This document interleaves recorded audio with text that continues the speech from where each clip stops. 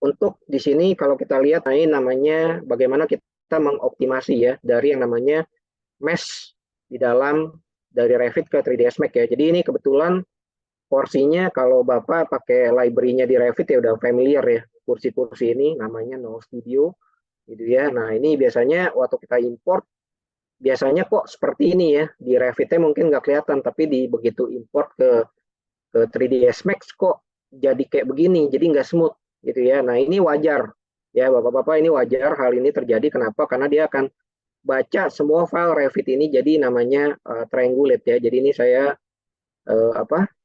Nah, jadi kalau misalnya kita lihat di sini apa yang dilakukan ya, jadi untuk mengantisipasi kalau seperti ini ya kita select aja ya, atau kita menggunakan modifiers ya, namanya edit poly, atau kita bisa lakukan klik kanan pada objeknya lalu pilih edit poly, kemudian kita tinggal ke modifier tab ya. Jadi akan sama seperti ini. Jadi ada dua cara ya. Nah, biasanya kita akan lihat, nah kalau misalnya kita lihat di sini, nah ini jadi triangulate ya, kepecah objeknya ya. Jadi atau kita bisa tekan di F4 gitu ya, F4, kemudian kalau kita lihat, nah ini akan pecah ya, kalau kita lihat ada segmennya ya. Jadi ya, yang pertama yang kita lakukan apa ya, kita menggunakan namanya smoothing group ya. Jadi kita nggak buat satu-satu, kita pilih beberapa face ya. Jadi kalau seperti ini di 3ds Max kita bilang face, beberapa face ya, dari apa, dari triangulate ini, kemudian kita lakukan dengan namanya smoothing group ya. Itu cara pertama ya, seperti itu. Jadi kita cukup select aja, tapi di dalam selecting atau namanya polygon smoothing group di sini seringkali kalau misalkan ada vertex yang dia flip ya, jadi kan kita harus lihat juga surface-nya ya. Jadi kalau di 3ds Max itu ada namanya normal di sana ya, kita bisa gunakan di modifier. Jadi kita akan melihat di face-nya itu semuanya ini ya, apa, simetris. Tapi ada juga waktu kita import kejadian itu dia punya vertex-nya dia apa ya, jadi kayak tumpang tindih. Jadi kita perlu lakukan kita gabungin lagi ya titiknya ya, seperti itu ya. Jadi kita harus edit lagi ya. Tapi kalau kasus seperti ini yang di bawah-bawah ini, kita cukup untuk kita select aja lalu kita bisa pilih ya. Di sini ada grup 4, 5, 6 seperti ini.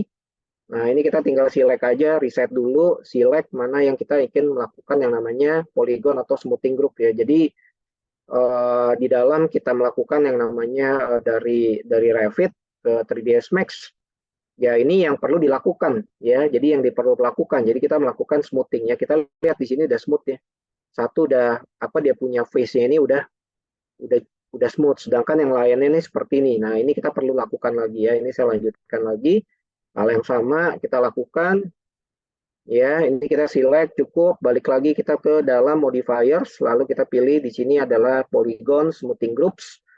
Kemudian ya, karena tadi kita pilih, bahkan di sini ada namanya auto smooth ya, kita bisa menggunakan auto smooth ya. Jadi otomatis ya, di sini 30 kita kasih. Nah, ini dia otomatis cepat ya.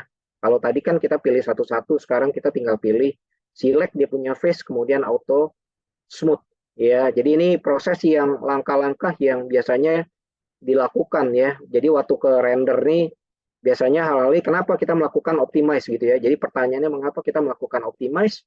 Ya nanti kalau kita rendering, biasanya kalau kita rendering itu kelihatan. Jadi kita perlu smooth ya. Jadi kita perlu lihat di sana ya. Nah, ini kalau kita lihat ada beberapa di sini ya. Ini nggak kelihatan sebetulnya kalau kita pilih vertex.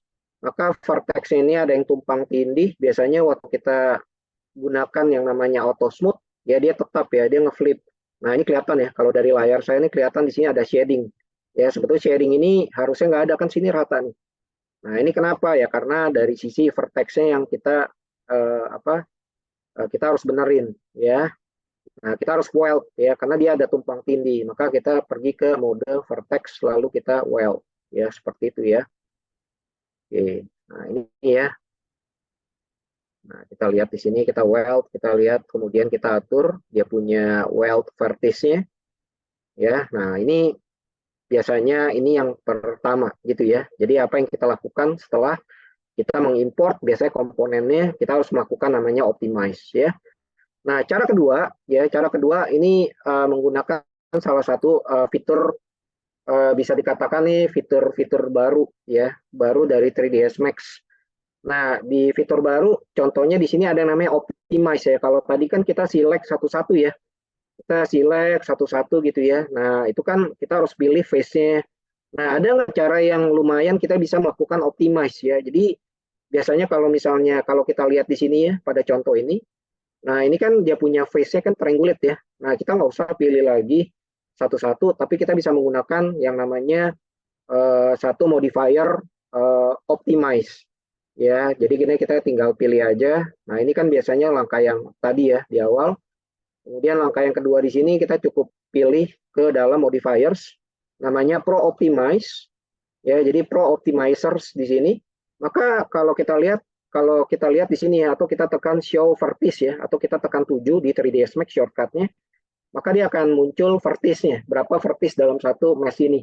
Ya, nah tapi kalau misalnya kita menggunakan Pro Optimize, maka kita bisa melihat kira-kira kita bisa mengoptimize jumlah dari uh, apa triangulate di dalam face ini ya. Contoh misalkan ini 100% ya, 100% vertexnya.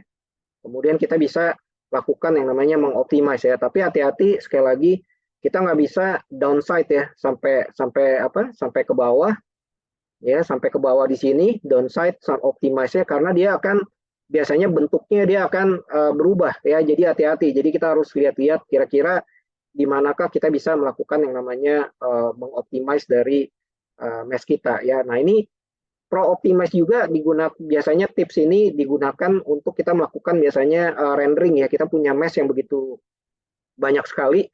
Nah, untuk mengoptimize di dalam kita merendering atau rendering time gitu ya, supaya nggak terlalu lama kita bisa lakukan. Nah, juga di sini bisa menggunakan yang namanya retopologi ya. Jadi Pro Optimize retopologi dia fitur baru di 2000, mulai dari 2022, 23, 24. Nah, kita juga bisa mengoptimize ya. Jadi retopologi untuk apa? Biasanya kalau misalkan gini, kalau tadi triangulate, kita ingin edit, ya artinya kita ingin kita modeling lagi di Max, itu akan banyak kesulitan. Itu yang pertama.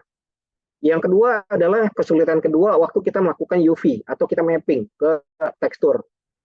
Ya, jadi itu akan kesulitan nantinya. Nah, untuk supaya kita tadi kan di optimize, kemudian kita betulkan dari sisi mesh-nya. Maka kita gunakan di sini adalah retopologinya. Kita gunakan retopologi. Di sini ada face count. Ya, jadi face count-nya kita harus lihat dulu. Biasanya makin tinggi makin smooth. Tapi kan nggak semuanya kita ingin dia smooth. Ya, jadi ada kalanya kita ingin edge. Ya, jadi edge ini dia muncul. Untuk partisi ini ya, kayak apa? Partisi. Jadi kita nggak bisa lakukan. Nah, ini contoh ya. Kalau kita lihat, misalkan terlalu kecil juga, dia nanti akan berubah dari mesh-nya. Terlalu besar juga, dia terlalu smooth juga nggak baik juga ya. Jadi kita harus lihat di sini bagaimana kita mengkalkulit ya. Nah, ini salah satu dari bagaimana caranya kita melakukan yang namanya optimize ya di dalam 3ds Max. Oke, baik ya, kita lanjut ke topik selanjutnya. Oke ya. Nah, topik selanjutnya ini bicara